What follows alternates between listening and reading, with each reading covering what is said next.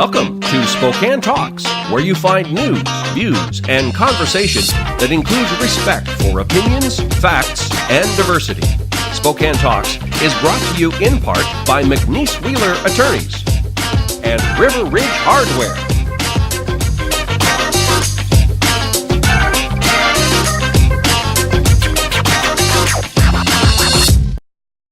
Welcome to Spokane Talks. I'm Ryan McNeese. Thank you for joining us this morning. We have a great show.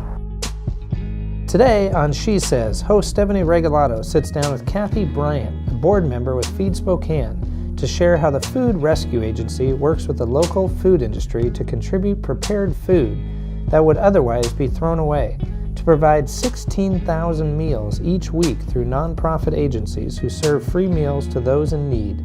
Find out how the organization works and what you can do to help feed Spokane's most vulnerable residents. Then, on Startup Spokane, Steve and Megan talk to Joe Gallatly, co-founder of Medcurity, about a Spokane-based startup. Medcurity provides a HIPAA compliance platform for healthcare systems, which allows them to conduct risk assessments and meet federal compliance regulations. Followed by Ed 101, K-12 environmental and sustainability education happening outside of the classroom, in and around Spokane. See you tomorrow night, and thanks again for taking care of the painting. I got this. Bye.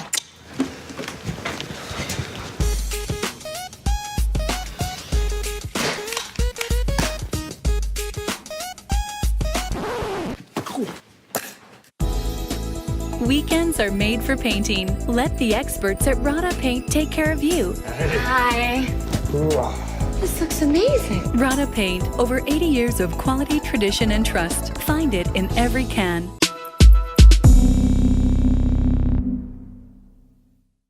Welcome to Startup Spokane on Spokane Talks Media. I'm your host, Steve Trabun. Joining me today is Joe Gallatly, co-founder of Medcurity. Joe, welcome, and share with our viewers a little bit about Medcurity, what it is and what you're solving. Thank you, Steve. So Medcurity is an online tool that supports HIPAA compliance for healthcare organizations. And HIPAA it's regarding protecting patient health information, but it also has a lot of requirements and burden for healthcare providers to be sure that they're complying with. And so we've taken that into an online platform that provides them those resources they need to improve their efforts to protect patient health information. Right, and there's a lot of regulatory compliance issues around this, and so you're sort of looking out at the regulatory landscape, and then you've built a tool that really walks these people through, these healthcare providers through a process. Absolutely. So our solution has the current guidance, and as threats change and things change in the legislation side, we build that in. So you know that what you're working with is the current guidance. And so you can feel a little more comfortable that you're doing what you're supposed to for your organization and for your patients to protect against any type of theft or fines or all the risks out there if you're not complying. Right, and this is a tool that they can subscribe to. Right, I actually liken this to TurboTax. Right, so all of us that use TurboTax, we pay a license fee on an annual basis. We do our taxes. It steps us through a process. We hit submit. We get these ginormous refunds, and you're doing the same for HIPAA compliance. Talk a little bit about that. Can't promise a refund, Steve. But yes, and HIPAA is about as fun as taxes, and this takes it to that level, just as you described, to where you can understand what you're walking through, even if as a practice administrator or a hospital CFO, you wear 12 or 15 hats, and this is just one of them. We've put a lot into the guidance and the recommendations and the next steps to truly make it where you know what to do next in this journey. Well, I think people now understand what it is. Let's talk about the journey of Medcurity. You started it. You actually were in healthcare consulting. You were doing this manually as a consultant with people using Excel spreadsheets, and then you came up with this idea of Medcurity. Talk a little bit about the journey of launching a business in Spokane. Absolutely. So this was last year that we, mid-last year, early last year, we started sincerely looking at how do we make this a better process, and taking what is a spreadsheet process for everyone and building an online platform that allows you to do it from any device and, again, has all the guidance built in. So that definitely required development, obviously. And so we started into a Mind to Market fund to build that. Yeah, and stay with us. We're going to come right back with Joe and talk more about Mind to Market, the program, how he got funded, and where they are next.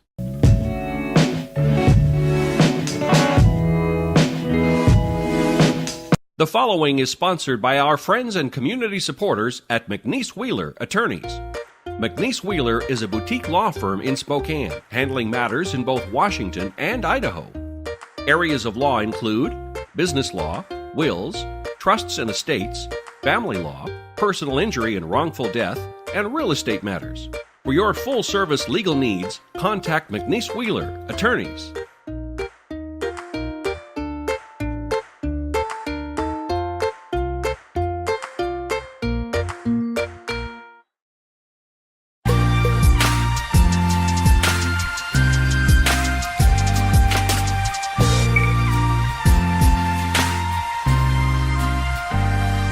Welcome back. We're having a great conversation with Joe Gallatly with Medcurity. Joe, as we went to break, we were just talking about the Mind to Market program, which really in our community is to help people like you that have a great idea get the guidance and support they need, get some initial funding so that they can build their product. So talk a little bit about that experience for you. Absolutely. The Mind to Market, the whole ecosystem around that fund, is it's more than just money. It's an entrepreneur in residence. It's resources for the accounting portion of what you need to plan and build, the legal portion. They have a great network that they bring in and wrap around you as you prepare and consider and plan how you're going to launch your business. And so we tapped into that absolutely, and that was instrumental. So as we were not only talking to potential customers and potential partners to say, would you buy this and would this make sense? Right. We also had what we needed to build our financial projections and our company structure, and we would have spent much more time looking for resources if we found them at all. And Mind to Market really helped bring them to us. Brought it all together and brought it to you, and it provided you with some initial funding that Medcurity used to create this progressive web application that is now the TurboTax tool, if you will, for HIPAA compliance, right? Yeah, we received exactly what we needed to go through that development cycle to reach the minimum viable product. So we were able to ask for what we needed. We received that. We gave it all to the developers, but the developers came through on time and on budget. And you've launched, and talk about how many customers you have and where you are and what's next in the process. Yeah, we launched last month, and we've been fortunate to have a good number. We've had 22 locations so far using the system, which without any wide marketing, anything like that. Mm-hmm. So that's exactly what we wanted, to get early feedback, which has been incredibly positive. Yep. And it's given us some good direction on where to go next. Yeah, and this is a ginormous market, right? I mean, how big is the market? And your customers aren't just in Spokane. Talk just a little bit about that. Yeah, absolutely. So 700,000 healthcare organizations have to comply with HIPAA. And they have 2 million vendors and associates that inherit that same requirement, meaning they have to figure out what they're supposed to be doing. And this is very relevant to them as well. So but focusing on the 700,000 across the country and solving what they need right now. Great. Joe, you're having great success, continued success, getting ready for your seed round. Thanks for joining us on Startup Spokane on Spokane Talks Media. We'll see you next time. Next up, Ed 101 and Erik Wolfrum, K-12 environmental and sustainability education happening outside of the classroom in and around Spokane. This is River Ridge Frame Shop, called Frame It Today, where we can take your art, customize it, and get it ready to hang on the wall.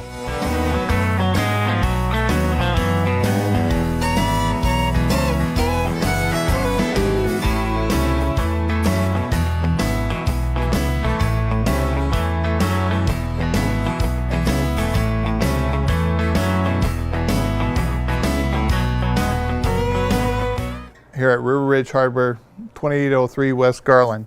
And welcome to Education 101. I'm your host, Erik Wolfrum. Today we're going to be talking about our water. Sometimes the things we flush, sometimes the aquifer, our watershed, and so on. And with us today, we've got Toni Taylor, who is a water resource specialist with Spokane County and housed out at the Water Resource Center. So, Toni, welcome. Thank you. Excellent. Yeah. So tell us a little bit about the Water Resource Center.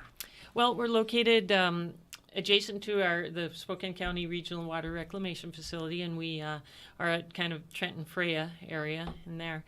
And yeah, we have an education center where field trips can come and learn about our water cycle, both natural water cycle, and we teach a lot about also our engineered water cycle, we call it, our human water cycle, about how we impact the natural water cycle and how we need to be cognizant, aware of the of our impact and what we can do to maybe minimize it. Absolutely, absolutely.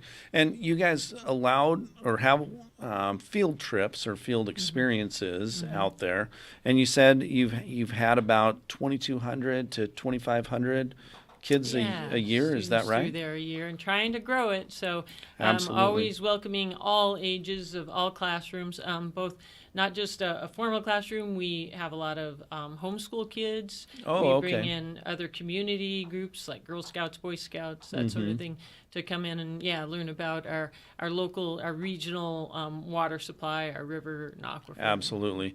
And I know that you guys have the I'll call it a community room or conference center, but then you also have a lot of like hands-on things that talk about reclaiming the water, the watershed, and just a lot of different things about water. Yeah, we'll do different activities with students depending on what the goals perhaps of their teacher might be for the trip. But bring out kind of the bells and whistles to create activities for them, so they're not just sitting, like they might in a classroom. And even as old as high school and college to show them how our chemical processes work in our facility and our biological processes, and do a little higher level activity with them as well. Absolutely. Absolutely. Well, that's great.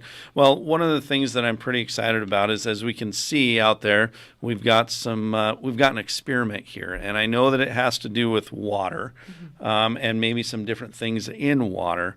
And so what I think we'll do is, why don't we take a quick break, hear a little bit from our sponsors, and then why don't we come back after that? And I'm excited to see what you brought us here today. All right. So we'll be right back on Education 101.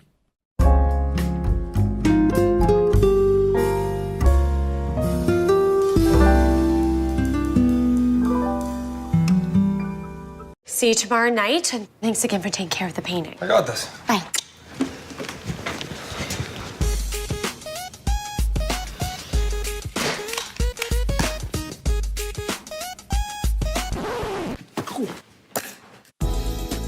Weekends are made for painting. Let the experts at Rada Paint take care of you. Hi.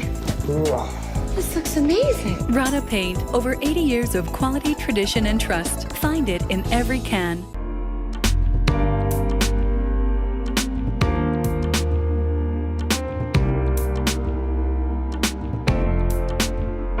And welcome back to Education 101. I'm your host, Erik Wolfrum, talking with Toni Taylor about water. And I'm excited for this part because I think we get to play. So talk to us. What are we doing? Well, this is an activity we do with students when they come in, if we're talking about wastewater with them, which that's what we do at the reclamation facility, clean wastewater. Yeah. And that's indoor water. And so kids love talking about what they flush and don't flush, and it's always kind of a funny topic for kids. But we have some items here we'll put into the water. So here we have Charmin toilet paper, and that's only to show that it's a softer, thicker toilet paper. It typically has a little more chemicals in it, and the water will get cloudier when we shake it up. It shows them that's different than maybe a less expensive toilet paper. Then with paper towels, we really show that paper towels don't break up. We shake Not at all. Yeah, we shake these bottles, and so we don't want paper towels put down the toilet. The toilet paper is okay, of course, but we just show them the difference between toilet papers. And then Kleenex, people are always surprised about. We don't want that put down the toilet. I've always heard that. Yeah, it doesn't break up hardly at all. And of course, Kleenex or any other tissue, they don't want you to they're making it tough for a purpose, right? So you can blow your nose. But we don't want that flush because it's something that doesn't break up in the system.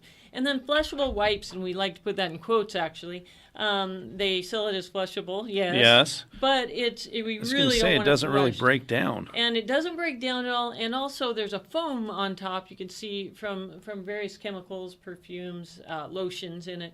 And that's also hard. The invisible things are hard for us to get out of the water, which we just kind of refer to as chemicals. So we never want a flushable, quote, wipe put down our toilet. So it's just a lesson we do with them, and the kids all get to shake those, and they really find it interesting, as do adults, actually. Right, and it's fascinating. You know, I've heard these things all growing up through my life, but to be able to see it in person is pretty amazing. So, Toni, thanks for being here. You know, these are the types of things that people get the opportunity to do down at the Water Resource Center. And so if you're interested in finding out more about it, contact Toni at the Water Resource Center. Thanks for joining us on Education 101. Next up, FeedSpokane, serving 16,000 meals a week. The following is sponsored by our friends and community supporters at McNeese Wheeler Attorneys. McNeese Wheeler is a boutique law firm in Spokane, handling matters in both Washington and Idaho.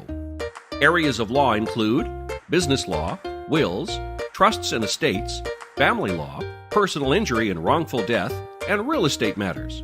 For your full-service legal needs, contact McNeese Wheeler Attorneys.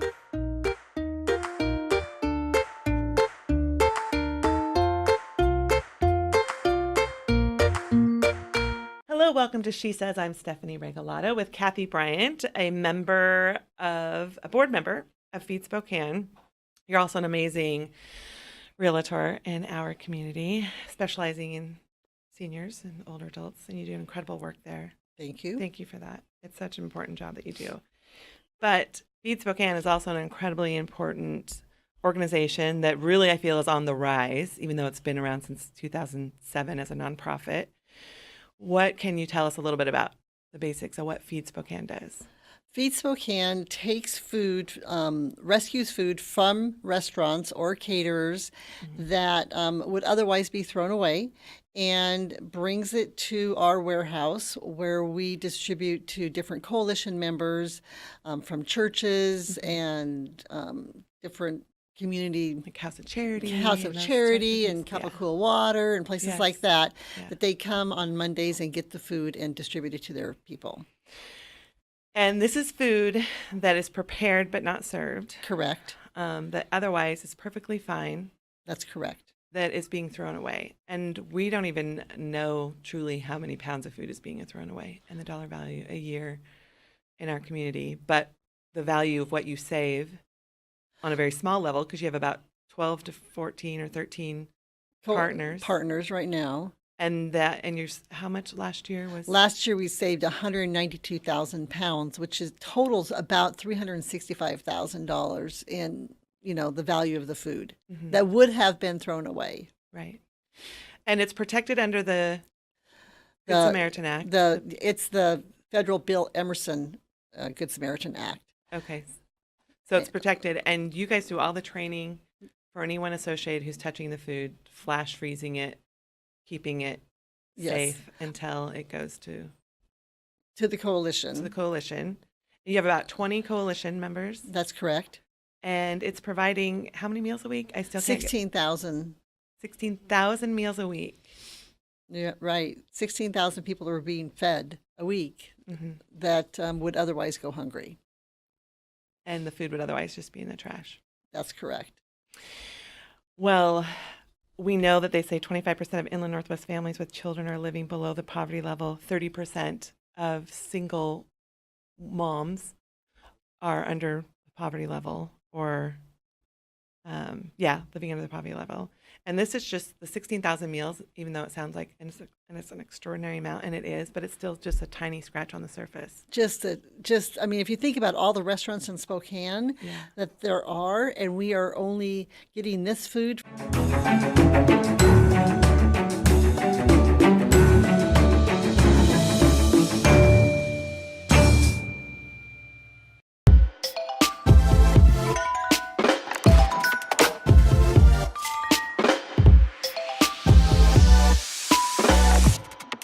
Thank you for tuning in to She Says. I'm Stephanie Regalado with Kathy Bryant. Kathy, this is a passion project for you because this stems from your experiences a long time ago as a single mom. Can you share what that was like?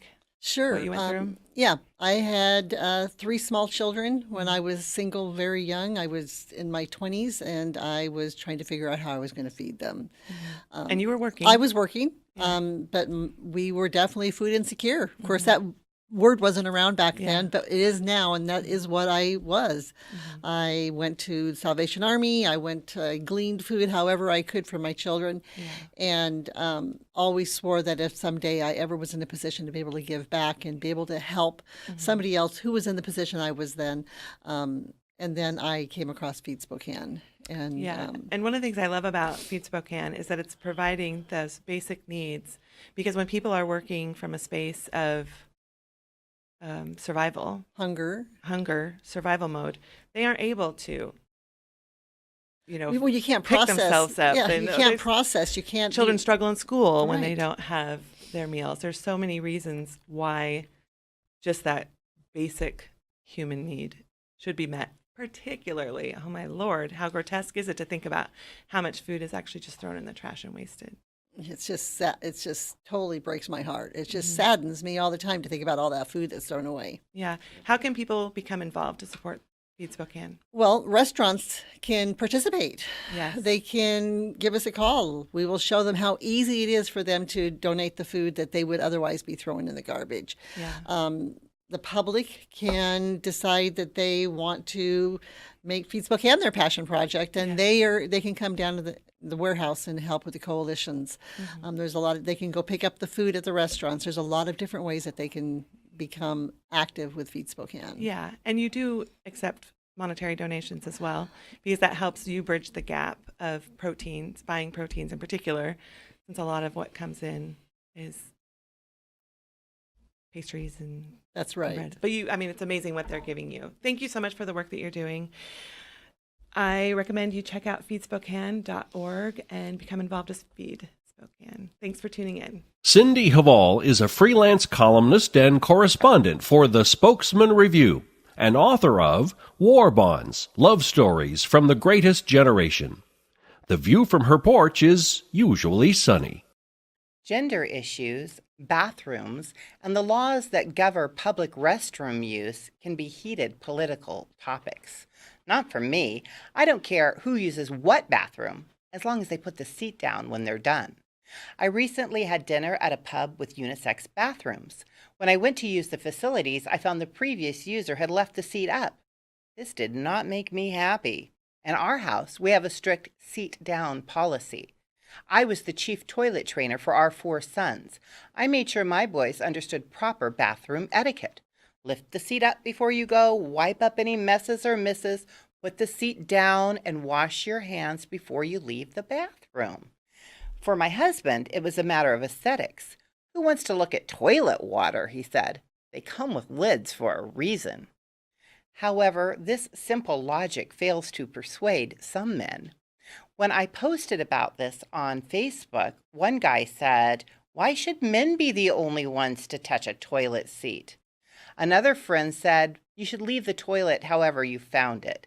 Well, another guy said, "Women should leave the seat up for men." Listen, no toilet comes from the manufacturer with the seat up. It comes with the seat and the lid down. This is the natural position of a toilet. Everyone knows this. In our house, the lid down rule became strictly enforced after we adopted our cat Thor. Thor loves water. Nothing makes him happier than a good splash in the toilet. But this is messy and unhygienic, and none of us feels like finding out if Thor can swim. The whole exchange got me fired up. Flushed with the support of most of my social media network, I have vowed to speak up should the issue arise again. If you're using a unisex restroom, please leave the seat down out of courtesy to the ladies who may follow. Otherwise, I may follow you and point out your lack of bathroom etiquette. I'm not taking this behavior sitting down. And that's the view from my front porch. Thanks for joining us this episode of Spokane Talks. Please join us again next week for more news, views, and conversation. This is River Ridge Frame Shop, called Frame It Today, where we can take your art, customize it, and get it ready to hang on the wall.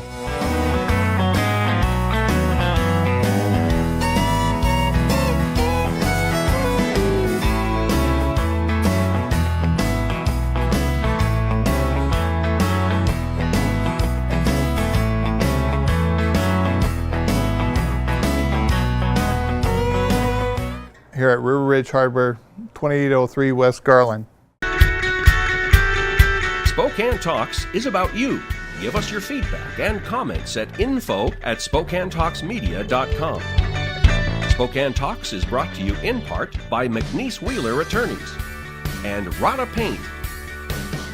We'll be back next week with additional news, views, and conversations. Please join us. So long for now.